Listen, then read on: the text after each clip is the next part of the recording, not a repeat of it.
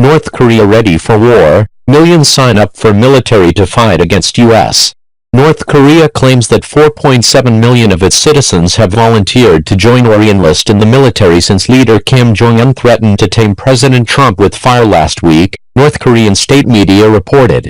Millions of young men and 1.22 million women said they wanted sign up to counter the U.S. since Friday, the Rodong Sinmun newspaper reported. Pyongyang has previously claimed that North Koreans have volunteered to join the military as part of propaganda campaigns to boost solidarity, according to South Korean news agency Yonhap. China, Pyongyang's most important ally, on Thursday ordered North Korean companies in the country and joint ventures with Chinese firms to close within 120 days of the passing of the latest round of UN sanctions on September 12. The UN Security Council voted unanimously to ban North Korean textile exports and cap fuel supplies following the North's sixth nuclear test earlier this month. The North Korean military enlistment claims came after Kim issued a statement Friday warning, "I will surely and definitely tame the mentally deranged U.S. dotard with fire." The North Korean leader spoke out after Trump told the UN General Assembly in New York that if forced to defend itself or its allies, we will have no choice but to totally destroy North Korea. Malaysia banned its citizens from traveling to North Korea until further notice on Thursday, citing Pyongyang's recent missile tests. Malaysia is one of the reclusive nation's few diplomatic partners. It came amid increasing diplomatic pressure on North Korea, after the country launched 2 intercontinental ballistic missiles, flew mid-range missiles over Japan and conducted its 6th and largest nuclear test. How to tell if North Korea and America are actually headed to war? There are moments, like when the American president threatens to totally destroy the nation of North Korea and its raving mad little rocket man of a leader, while the North Koreans suggest they'll retaliate against this declaration of war from a mentally deranged U.S. dotard by downing U.S. military planes and exploding a hydrogen bomb over the Pacific Ocean, when one gets the distinct impression that the United States and North Korea are headed for war. But while words matter, they aren't all that matter. Actions may be a better indicator of where the crisis stands and what could come next. And the governments of the alleged dotard and rocket men have been taking actions that tell a different story than the apocalyptic rhetoric does. On Tuesday, for example, the Trump administration announced new U.S. sanctions against North Korea. On Thursday, Secretary of State Rex Tillerson begins a visit to China, which at America's urging has restricted its trade and financial ties with North Korea and supported 2 rounds of UN Security Council sanctions against the North. Those are steps you take when you attain hope that diplomatic isolation and economic deprivation will compel Kim Jong-un's regime to accept a negotiated settlement of the nuclear standoff. Donald Trump has mobilized military resources, installing a missile defense system in South Korea, proceeding with annual U.S.-South Korean military drills, and most recently flying U.S. bombers and fighter jets just off North Korea's eastern coast in a show of resolve. But these are measures designed to deter North Korean aggression and defend the United States and its allies should deterrence fail, not signs that America is readying for war. As Joseph Dunford, the chairman of the Joint Chiefs of Staff, explained to the Senate Armed Services Committee on Tuesday, the Trump administration is in the midst of a pressurization campaign led by Tillerson and contingent on Chinese cooperation. It involves applying economic and diplomatic means primarily to force the North Koreans to give up their nuclear weapons, and making clear that Trump has military options if the campaign doesn't work. We are at the phase now where implementation of the sanctions is going to determine whether or not we have a peaceful solution to denuclearization on the Korean Peninsula, Dunford said. The administration appears to be taking the economic dimension of this effort more seriously than the diplomatic effort. Trump has yet to fill the positions of U.S. Ambassador to South Korea or Assistant Secretary of State for East Asian and Pacific Affairs. But whatever the case, the U.S. military is playing a supporting role at the moment. If war was imminent, we would likely see something we haven't yet, an evacuation of Americans, civilians, military family members, non-essential personnel, from South Korea, according to Abe Denmark, who served as Deputy Assistant Secretary of Defense for East Asia under Barack Obama.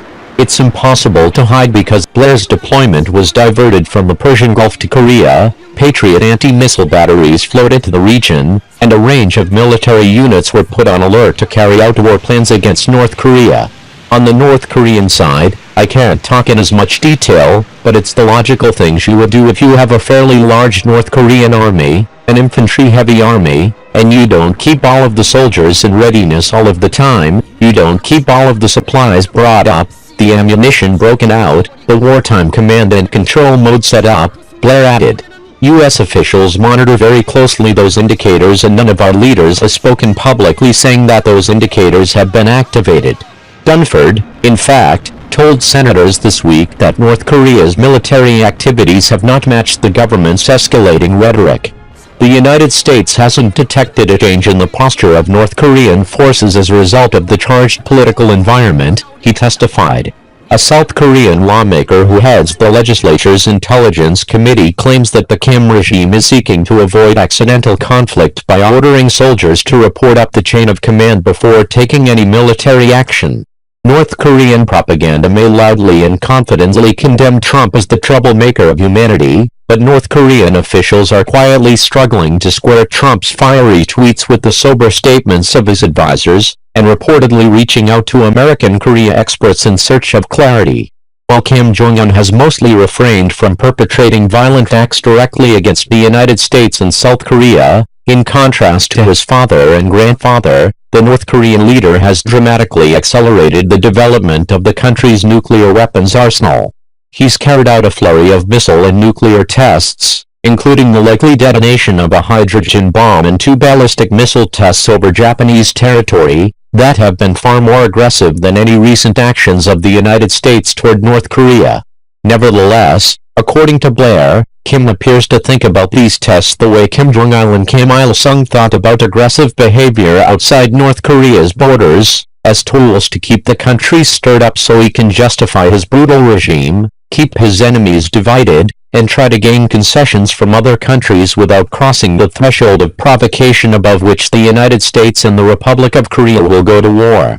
The greatest danger may be that the U.S.-North Korean war of words morphs into actual war through miscalculation. Demonstrations of U.S. military capabilities like the recent flight of bombers near North Korea can be stabilizing during times of crisis, Denmark said, but not when paired with messages like the one Trump sent on Twitter shortly after the demonstration, that if Kim Jong-un continues to threaten the United States, he might not be around much longer. It's unclear whether North Korea can really shoot down U.S. warplanes, Denmark noted, but if the president keeps talking about total destruction of North Korea, and has a vague definition of what would cause that, and says the North Korean leadership is not going to be around for very much longer, and then the North Koreans see a flight of American aircraft flying towards North Korea, how are they supposed to interpret that? This week, Senator Angus King put that question to Dunford. I have a queasy feeling that we're in 1914 stumbling towards Sarajevo, he said. What if, King wondered, North Korea mistakes an exercise involving a U.S. Navy vessel for an attack on the Kim government and attempts to destroy the ship, sparking tit-for-tat violence that spirals into all-out warfare? Dunford tried to reassure the senator by noting that he had spent hours reviewing plans for the bomber run along North Korea's coast, but King wasn't reassured. He asked whether the U.S. military has a way to communicate to the North Korean military that the United States is merely conducting a drill. We do not, Dunford answered. King asked whether it was sensible for U.S. leaders to threaten to destroy the Kim regime when Kim Jong-un is determined to acquire nuclear weapons precisely because he wants to prevent the destruction of his regime. I have been very careful at the military level to make no statements that would exacerbate the current crisis, Dunford responded. I certainly won't comment on things that our senior political leadership have said. Blair, however, insists that we are probably not on the brink of war, whether deliberate or unintentional. The military situation on the Korean peninsula is fairly stable despite the high level of readiness of both sides, he argues, and rhetoric counts for very little.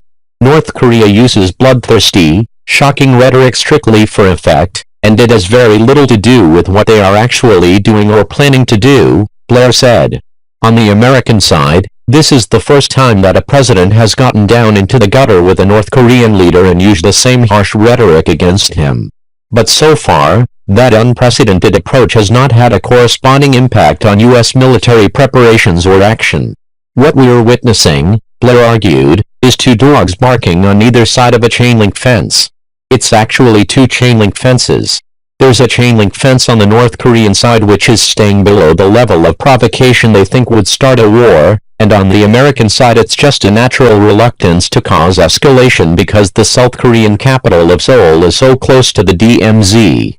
The North Koreans have a large number of artillery tubes which could cause a lot of death and destruction within the time it would take us to suppress that artillery.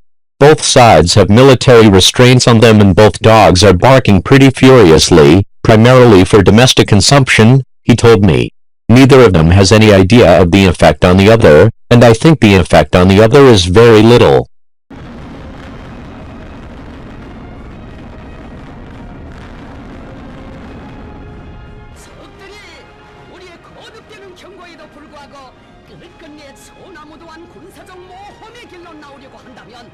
우리 흉령무력은 이미 선포한 대로 강력한 핵선제 타격으로 침략의 아성을 지구상에서 완전히 없애버리고 서북 통일의 역사적 위협을 기어이 성취하고야 말 것입니다.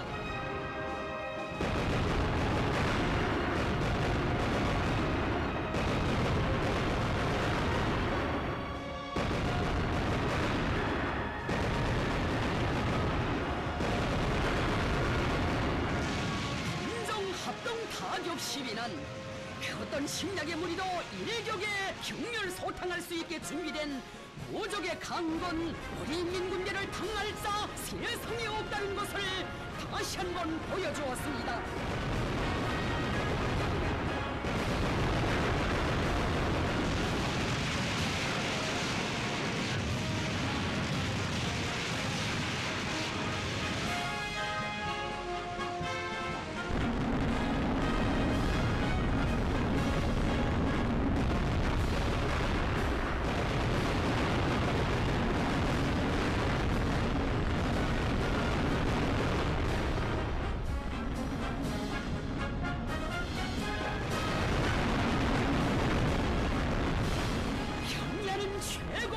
자동직에서는 건군절 85돌세 소리 없는 규모로 성대히 진행된 군정합동 타격 시위는 우리 흉령무력의 창건자이시며 건설자이신 위대한 수령님과 위대한 상군님께 드리는 백두산 흉령감군의 최대의 경의와 영원무궁한 영광이라고 하시면서 분연히 성과적으로 진행된 데 대하여 대만족을 표시하시고 인민군 상병들의 비호를 높이 평가하셨습니다.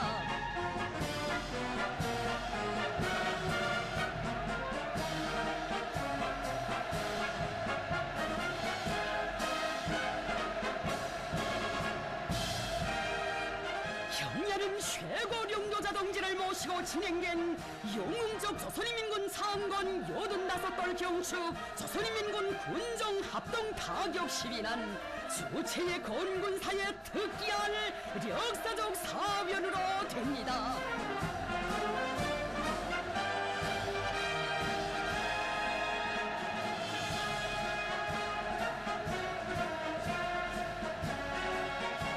백두산 대국의 강대성의 상징이시며 승리의 기치이신 경야는 최고령도자 김정은 동지의령도 따라 우리 인민군대는 수령 혈성이군 혁명적 당군의 역사와 전통을 대르리어 빛내이며 전진하는 사회주의 조국을 손께로 굳건히 지켜갈 것입니다.